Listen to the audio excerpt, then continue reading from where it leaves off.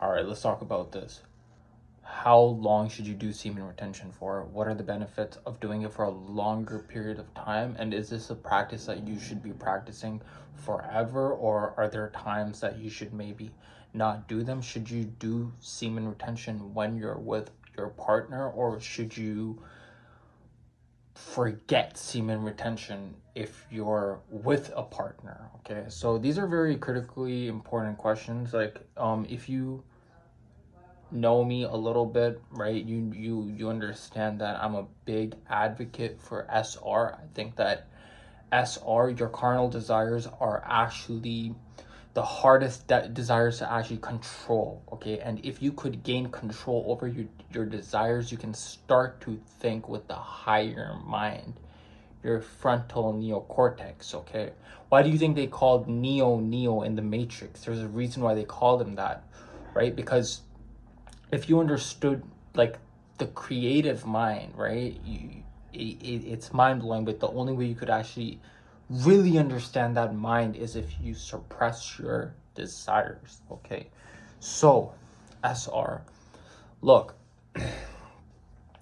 if you're a married man, right, let's talk about, first let's talk about the singles, then let's talk about the married. If you're a single man, hands down you should be on SR. There's like no reason for you to just like, this is a time, like if you're single, this is time to fully cultivate yourself. This is time to go within. This is a time where you're actually going to miss this time later if you're married, if you have a girlfriend or whatever. This is the time to take full on advantage of just going within. You know, when you accumulate this energy is so strong that a lot of times you do not need a lot of sleep. A lot of times you do not need like all these superficial things to get you going, right? When you're on SR, you gain more strength. You just have more energy. You have more energy, and it makes sense. Energy cannot be destroyed. It could only be transmuted. It can only be transmuted. So imagine if you're holding on to your life essence for a long amount of time, right? And that's very subjective too.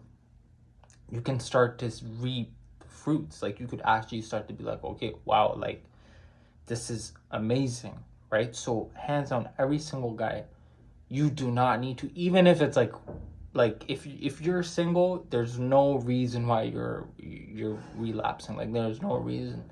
And just imagine like just touching yourself, like that emasculates you as a man. Like think about that. That's something that's weird, bro. Like that's just weird. Like think about it. Like you're touching yourself, like, you know, that's actually, it's sad. Like some people, don't get it twisted, like some people do it and, you know, like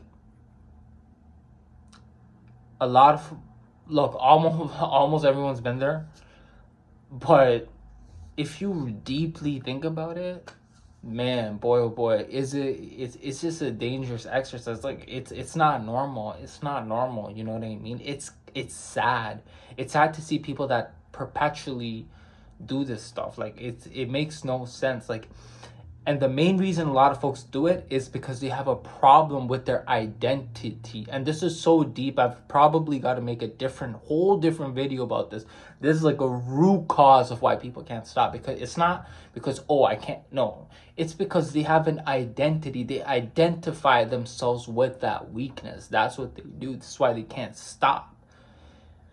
So that being said, every single guy needs to practice. Like you just need to practice, bro. You just need to go in. You just don't need to worry about what people say, everything else like that. You just need to practice and go in. Okay, now when you're married, if you're a married man, look, like, what do I think? I think you can release when you're married. Okay, ideally you should be releasing to procreate. I'm just gonna keep it honest. Like I'm not gonna like you know,